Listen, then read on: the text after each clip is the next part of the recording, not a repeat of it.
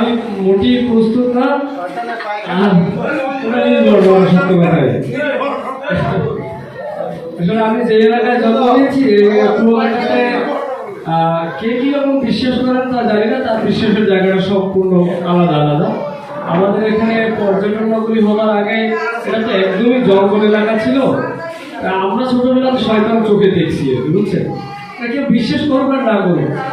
হাওড়াদার যে হোটেলটা আছে এখন কুয়াকাটা, একটা 5 স্টার হোটেল, এখানে দেখবেন তাল গাছ এখনো আছে। ওইটা আমরা বলতাম তাল গাছ ছিল। ওখানে দিনে দুপুরে শয়তান পিস বাইকের উপরে উঠতো। এটা আমরা ছোটবেলায় আমার এই বড় বোনের বাসা ছিল, এখানে আসতাম তো, বালু রাস্তা ছিল 97-98 ছিল, তখন আমরা ওইখান থেকে হাইটে আসতাম।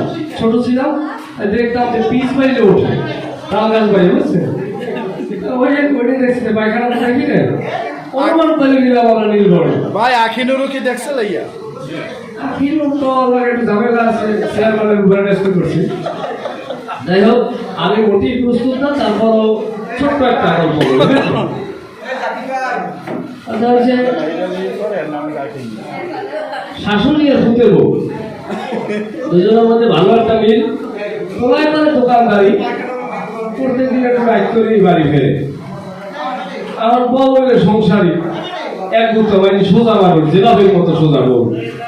এখন করছে কি, ওই স্বামী আইছে, আসার পরে বেশ রুমে ঢুকছে, হাত মুখ ধুয়ে ভাতটা খাইয়ে দিয়ে সকালবেলা চলে গেছে।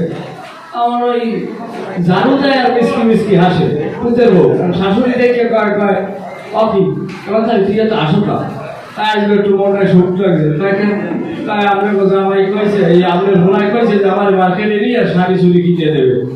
আগে তুই নাকি সন্ধ্যা রাখতে কয়েছে নাকি বেঁকে রাখতে কয়েছে? তাই এত সন্ধ্যা রাখতে কয়েছে। কয় হ্যাঁ আমার দেবে না। কয় হ্যাঁ হ্যাঁ আপনি বলছেন কেন? আরে মাতারি অত হলেও মনে করেছে দেয় না। একদম প্রত্যেকটা চ্যানেলে ঈদে একটা টেলিফিল্ম ছাড়ে, সেটা বিশেষ সারা বছর ঘুরে। তা আমাদের এই টেলিফিল্মটা রিভিউতে যে কয়জনই দেখছে এখন পর্যন্ত, যে কয়েকটি চ্যানেলের প্রোগ্রাম তারা দেখছে, তারা বলছে যে 2-4 বছরের ভিতরে বাংলাদেশে এরকম একটা ভালো টেলিফিল্ম আসছে। আর সেখানে সৌভাগ্য হয়েছে আমাদের দুজনেরই অভিনয় করার। অবশ্যই আপনারা সেটা ঈদের দ্বিতীয় দিন দেখবেন। আমার দেখার সুযোগ ছিল, তারপর আমি দেখি নাই। বৌদি বললো যে এটা তুমি দেখবা না, তুমি দেখলে তোমার আগ্রহ হারাই করো, এই কারণে আমি দেখিনি। তবে আমরা শুটিং করতে অনেক মজা করেছি, বুঝছেন? মজার ছলে আমরা একটা রুমে একসাথে থাকার সৌভাগ্য হয়েছিল। সেখানে বসে ছাড় এই গানটা গেয়েছিলাম, তার দাড়ি একটু বড় ছিল। ওই গানটা আমি 1 মিনিট 28 সেকেন্ড না যেন 20 সেকেন্ড ওই ভিডিওটা আমি এটা রিলে ছাড়ছিলাম।